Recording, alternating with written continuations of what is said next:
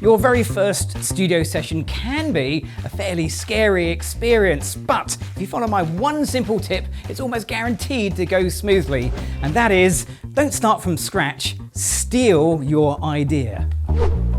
Okay, let me just explain what I mean there. I don't mean physically steal the photo, I mean steal the concept from a photo that you really like. So for example, I found this image, which I really like, and I'm gonna try and recreate the essence of this photo, which is fabric stretched out. Now, I don't have a red background or that much red fabric, but I do have yellow fabric. And it's the same idea, but it's my interpretation of that basic concept.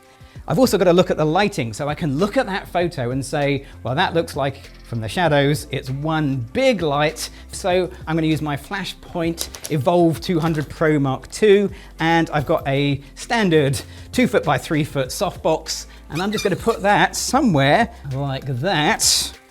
I would usually work with Polly as my temporary model. However, today, well, I actually do have a model in the studio. So let's ask Polly to leave, and we're going to bring Sophie in. Sophie, if you want to come on through. So Sophie is just going to stand here whilst we test the lighting. So everything is set up. Let's just take a test photo and see how this looks. Does the lighting match my original concept image that I'm copying? There's only one way to find out. Quick little test photo. And looking at the results, I'm actually quite happy with that. And this is your opportunity to take test photos. Look at the exposure. Does it need to be brighter? Maybe it needs to be darker. Maybe you got your exposure bang on. And once you've got it right, you need to make a note of everything you've got set up. So your camera's ISO, shutter speed, and aperture. Your flash, what model is it? What power is it? What group and channel are you working on? And then the position as well. Now you could take background pictures, behind the scene pictures with your phone, for example, or what I like to do, if you're coming back into the studio and no one else is going to move things, put a bit of tape on the floor. You can even write the flash power on the tape as a bit of extra belt and braces. And once you've done that, you are as prepared as you can be for your first photo session. Nothing can go wrong. Hopefully. And here we are, the day of the actual photo session has arrived, and to help me out today, I've got the amazing Sophie. Sophie is going to be the model for this photo session, but as this is our first ever photo session, having an experienced model is the best thing you can bring to your very first photo session, and I'll explain why that is as we go along. But here we are, light is exactly where I left it. Everything is set up exactly how I left it. I've dialed in my camera exactly how it was on my test photos. All I have to do now is take a photo, and we are pretty much guaranteed to get a good banker photo in the bag. Here we go, Sophie. Brilliant photo coming up. Brace yourself. Oh, wait a minute. Did that flash? Ah. You see, even with the best preparation, things will go wrong on your photo session, and the flash not firing is definitely pretty much top of my list. So let's troubleshoot that.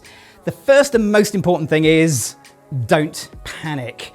And this is one of the reasons that working with an experienced model is such a good idea, because believe me, this is not the first time they've seen this happen. The second most common reason your flash didn't fire is because of your transmitter, and usually it's just not pushed on enough, so check that. Also check the group and channel that you had set earlier is still there. Then check your camera. Is it on any kind of silent or electronic shutter mode? You have to be on a mechanical shutter for it to fire, and make sure your flash isn't actually turned off. That's surprisingly common. But by far the most common problem, personally, for your flash not firing is nothing to do with your camera and everything to do with your flash. So check your flash, check the group, check the channel, but most importantly, check that it's actually turned on. Of course, I've never done that ever. Anyway, there you go. And of course, everything is battery powered, so it makes sense at the beginning of your photo session to check all of the batteries are up to charge. Right, now, will it work? Yes, it will. Let's take that test photo once again. Here we go. Same settings, everything's dialed in. All I have to do, press the shutter, and just like my test photo, this just works.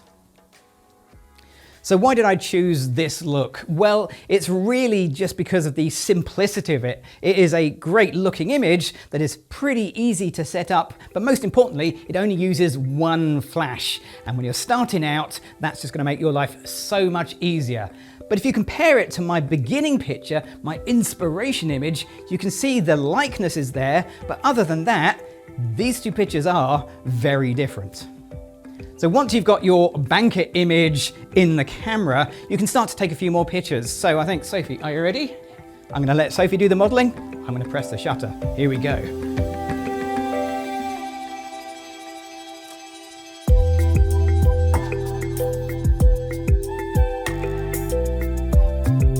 There are lots of reasons why working with an experienced model on your very first studio photo session is such a good idea, but they are not mind readers. So it's really important that you show them what you're doing because they can help you. So that might mean tethering into a laptop like I am here, but at the very least, just show them the back of this is what we're doing, the back of the camera. That will help your model understand what you're trying to achieve, and you'll get much better pictures as a result.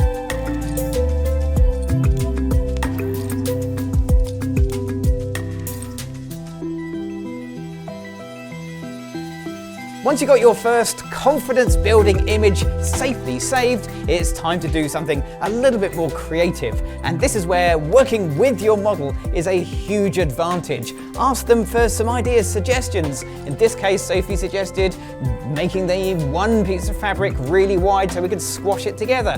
It ended up looking a bit like a bow, and I'd never thought of doing that, and it looks amazing.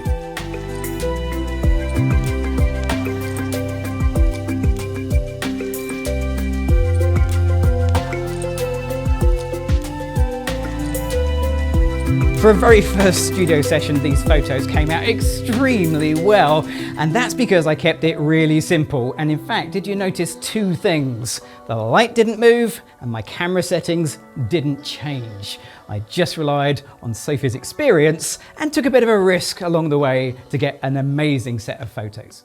Now, if you've enjoyed this video and you want to find out more, then don't forget to go down to the bottom, check out the gear links, they'll take you back to Adorama. And of course, whilst you're down there, click the thumbs up button and hit the subscribe button. I'm Gavin Hoey, thanks for watching.